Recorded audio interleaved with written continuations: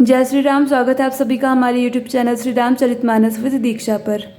पिछली वीडियो में हमने देखा कि परशुराम जी को जो मोह हो गया था उसे राम जी ने भंग कर दिया है और अब परशुराम जी तप करने के लिए वन को चले गए हैं। जनक जी अत्यधिक प्रसन्न हैं और वे गुरुजनों से ये पूछते हैं कि उन्हें आगे क्या करना चाहिए। तभी उन्होंने गुरुओं की आज्ञा से दशरथ जी के पास बुलावा भेजा और सभी को नगर को सजाने के लिए कहा और एक बहुत ही विचित्र मंडप बनाने का भी आदेश दिया। उसी मंडप की सुंदरता का वर्णन पिछली वीडियो में हो रहा था, उसी को हम आगे बढ़ाएंगे। चलिए आज की कथा प्रभु का स्मरण करके उन्हें प्रणाम करते हुए शुरू करते हैं। यदि आपने वीडियो को लाइक नहीं किया है तो वीडियो को लाइक कर दीजिए और अगर आपने अभी तक चैनल को सब्सक्राइब नहीं किया है तो चैनल को सब्सक्राइब कर लीजिए और हमारे साथ जुड़े रहिए।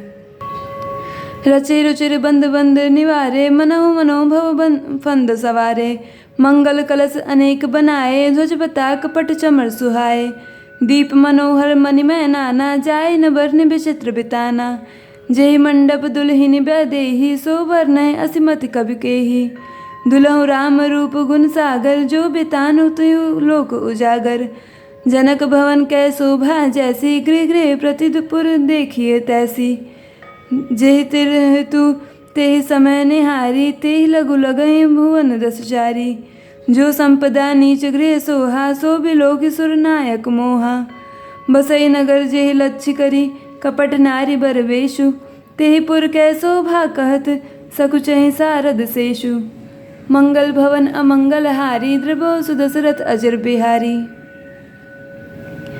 ऐसे सुंदर और उत्तम बंधनवार बनाए मानो कामदेव ने फंदे सजाए हों। अनेकों मंगल कलश और सुंदर ध्वजा पताका पर्दे और चवर बनाए जिसमें मणियों के अनेकों सुंदर दीप हैं। उस विचित्र मंडप का तो वर्णन ही नहीं किया जा सकता जिस मंडप में श्री जानकी जी दुल्हन होंगी। किस कवि की ऐसी बुद्धि है जो उसका वर्णन कर सके।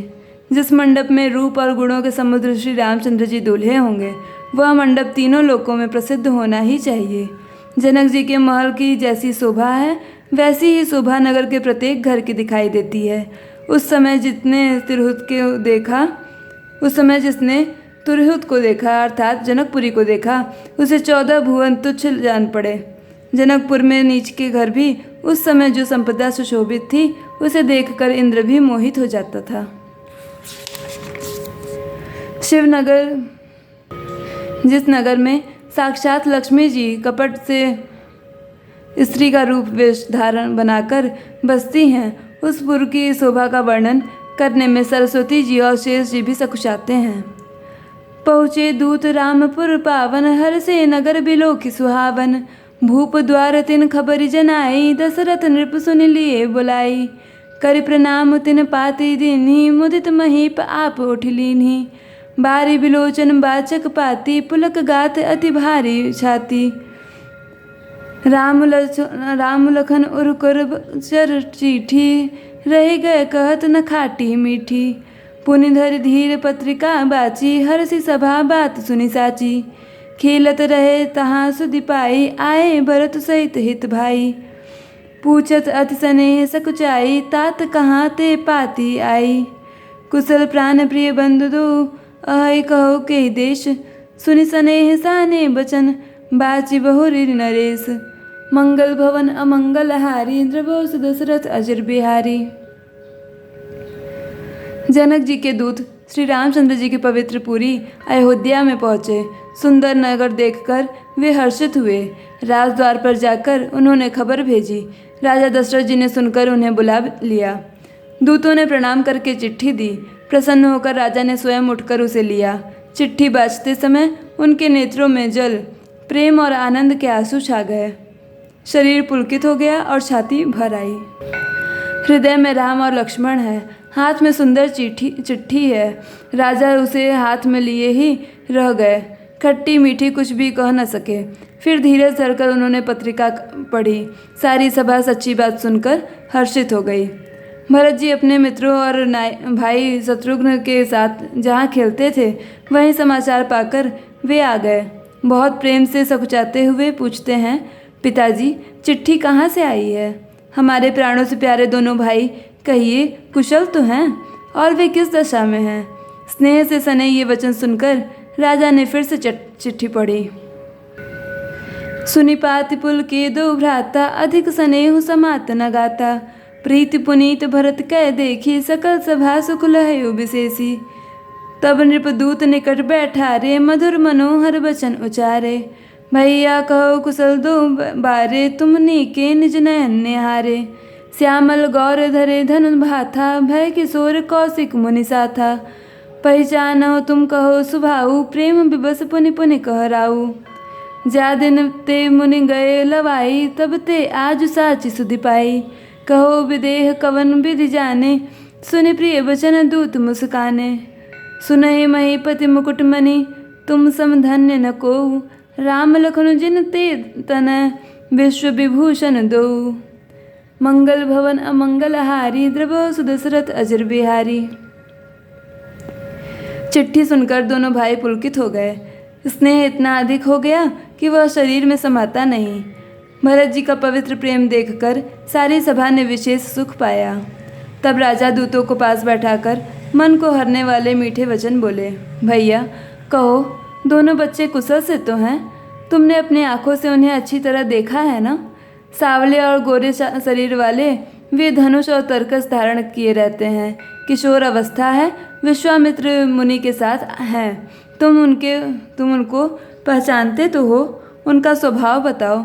राजा प्रेम के विवश होने से बार बार इस प्रकार पूछ रहे हैं। भैया, जिस दिन से मुनि उन्हें ले गए, तब से आज ही हमने सच्ची खबर पाई है। कहो तो महाराज जनक ने उन्हें कैसे पहचाना? हे प्रिय, प्रेम भरे वचन सुनकर दूत मुस्कुराए।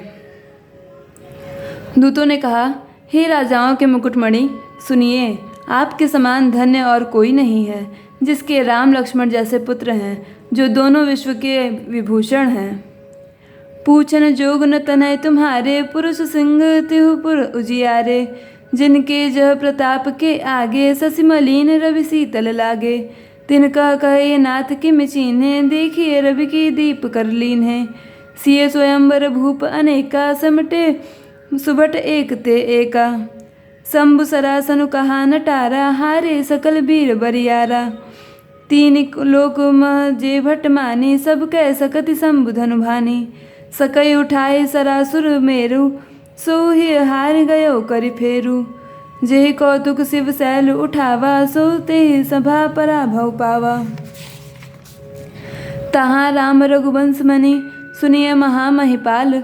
भंजे उचाप प्रयास बिनु, जिमि गज पंकज नाल। मंगल भवन अमंगल हारी, द्रवहु सुदशरथ अजर बिहारी। आपके पुत्र पूछने योग्य नहीं है। वे पुरुष सिंह तीनों लोकों के प्रकाश स्वरूप हैं, जिनके यश के आगे चंद्रमा मलिन और प्रताप के आगे सूर्य शीतल लगता है। हे नाथ, उनके लिए आप कहते हैं कि उन्हें कैसे पहचाना? क्या सूर्य को हाथ में दीपक लेकर देखा जाता है? सीता जी के स्वयंवर में अनेकों राजा और एक से एक बढ़कर योद्धा एकत्र हुए थे, परंतु शिव जी के धनुष को कोई भी नहीं हटा सका। सारे बलवान वीर हार गए। तीनों लोकों में जो वीरता के अभिमानी थे, शिव जी के धनुष ने सबकी शक्ति तोड़ दी। बाणासुर, जो सुमेरु को भी उठा सकता था, वह भी हृदय में हार कर परिक्रमा करके चला गया, और जिसने खेल से ही कैलाश को उठा लिया था, वह रावण भी उस सभा में पराजय को प्राप्त हुआ। हे महाराज सुनिए, वहाँ जहाँ ऐसे ऐसे योद्धा हार मान गए, रघुवंश मणि श्री रामचंद्र जी ने बिना ही प्रयास शिव जी के धनुष को वैसे ही तोड़ डाला, जैसे हाथी कमल की डंडी को तोड़ डालता है। सुनि सरोस भृगुनायक आए, बहुत भांति तिन आँख दिखाए। देखी राम बलु निज धनु तीना, कही बहु बिनय गवन बन कीन्हा। राजन राम अतुल बल जैसे, तेज निधान लखन पुनि तैसे। कंपय भूप बिलोकत जाके, जिम गजे हरि किशोर के ताके। देव देखी तब बालक दो, तब न आखि उतर आवत को। दूत बचन रचना प्रिय लागी, प्रेम प्रताप वीर रस पागी। सभा समेत राव अनुरागे, दूतन देन निछावरि लागे। कही अनीति ते मुदहि काना, धर्म विचार सबहि सुख माना। तब उठी भूप वशिष्ठ कहु, दिन पत्रिका जाई। कथा सुनाई गुरहि सब सादर दूत बुलाई। मंगल भवन अमंगल हारी द्रवहु सुदशरथ अजिर बिहारी। धनुष टूटने की बात सुनकर परशुराम जी क्रोध भरे आए और उन्होंने बहुत प्रकार से आंखें दिखलाई। अंत में उन्होंने भी श्री रामचंद्र जी का बल देखकर उन्हें अपना धनुष दे दिया और बहुत प्रकार से विनती करके वन को गमन किया। हे राजन, जैसे श्री रामचंद्र जी अतुलनीय बली हैं, वैसे ही तेज निधान लक्ष्मण जी भी हैं, जिनके देखने मात्र से राजा लोग ऐसे काँप उठते थे जैसे हाथी सिंह के बच्चे के ताकने से काँप उठते हैं। हे देव, आपके दोनों बालकों को देखने के बाद अब आँखों के नीचे कोई आता ही नहीं, हमारी दृष्टि पर कोई चढ़ता ही नहीं। प्रेम प्रताप और वीर रस में पगी हुई दूतों की वचन रचना सबको बहुत प्रिय लगी। सभा सहित राजा प्रेम में मग्न हो गए और दूतों को निछावर देने लगे। उन्हें निछावर देते देखकर यह नीति विरुद्ध है ऐसा कहकर दूत अपने हाथों से कान मूंदने लगे। धर्म को विचार कर उनका धर्मयुक्त बर्ताव देखकर सभी ने सुख माना। तब राजा ने उठकर वशिष्ठ जी के पास जाकर उन्हें पत्रिका दी और आदरपूर्वक दूतों को बुलाकर सारी कथा गौरी जी को सुना दी। आज की कथा में बस इतना ही। आगे कथा में हम आगे का वर्णन करेंगे। आप सभी का अंत तक वीडियो देखने के लिए बहुत बहुत धन्यवाद।